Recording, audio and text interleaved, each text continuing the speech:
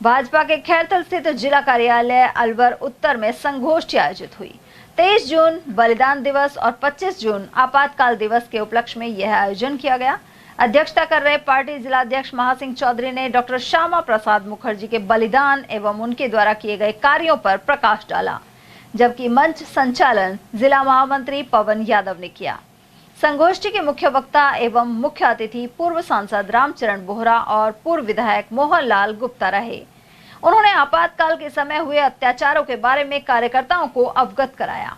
इस दौरान पूर्व विधायक रामहित यादव, जिला प्रमुख बलवीर छिल्लर सहित रमेश रावत, अनूप यादव, पवन सिंह चौहान, दिनेश यादव, सज्जन मिश्रा और चित्रा शर्मा आदि मौजूद रहे। देश आजाद 47 में हुआ। आजाद के बाद में देश में पहली सरकार सब लोगों को मिलकर बनी। 1952 में विधिवत देश में उस समय एक साथ विधानसभा, एक साथ लोकसभा के चुनाव हुए। एक देश एक चुनाव उस समय शुरुआत में हुआ।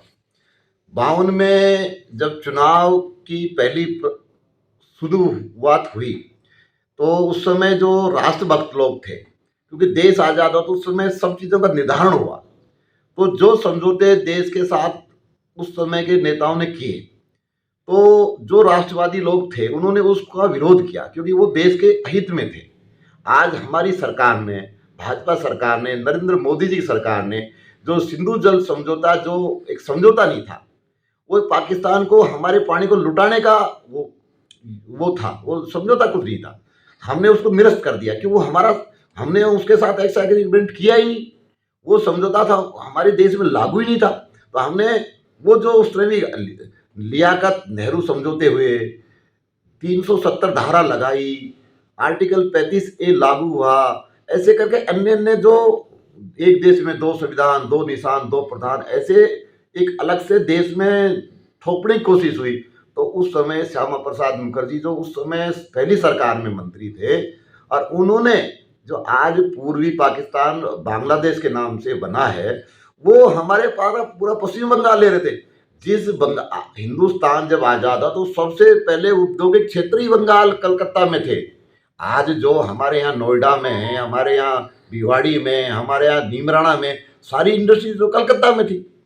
वो जो षड्यंत्र उस समय के जो नेतृत्व कर रहे थे, उन्होंने सारा बंगाल देने की कोशिश पाकिस्तान के नाम से की। हमारे श्यामा प्रसाद मुखर्जी ने उस समय विरोध किया। जो आज हमारा पश्चिमी बंगाल है, वो देन सीधी हमारे श्री श्यामा प्रसाद मुखर्जी की है। तो उस समय जब ये घटना घटने लगी तो इन्होंने कहा कि हम ऐसी घटना नहीं होने देंगे, देश में ऐसा कानून नहीं थोपने देंगे, देश के साथ ऐसा कुठाराघात नहीं कर। तो उन्होंने विरोध किया तो उन्होंने अलग से जनसंघ बनाया, जनसंघ जो राष्ट्रवादी लोगों का था, जिसमें श्यामा प्रसाद मुखर्जी थे, दीनदयाल उपाध्याय जी थे, ऐसे करके हमारे ऐसे लोगों का दल बनाकर खड़ा हुआ। और उस समय हमारा चुनाव चिन्ह दीपक था।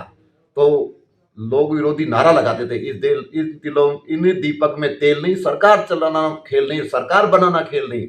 लेकिन हमने सतत राष्ट्रवाद का काम चालू किया, और वो राष्ट्रवाद चलता चलता पूरे देश में वो राष्ट्रवाद का अलग जगह। और 1972 में जब चुनाव हुए और ये मुख्य प्रधानमंत्री बनी इंदिरा गांधी, तो उस समय उन्होंने सारे अनैतिक हथकंडे अपनाए, सारे अनैतिक।